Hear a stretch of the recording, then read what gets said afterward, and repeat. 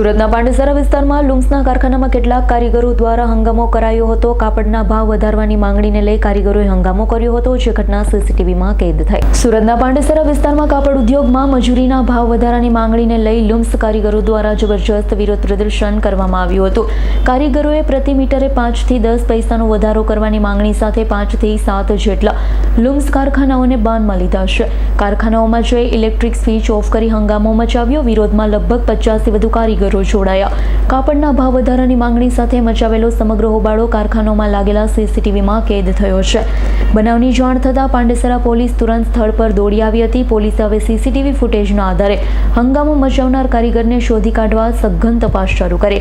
બીજી તરફ વીવર્સ એસોસિએશનની રજૂઆત બાદ પોલીસે વિસ્તારમાં સુરક્ષાના ભાગરૂપે પેટ્રોલિંગ શરૂ કર્યું.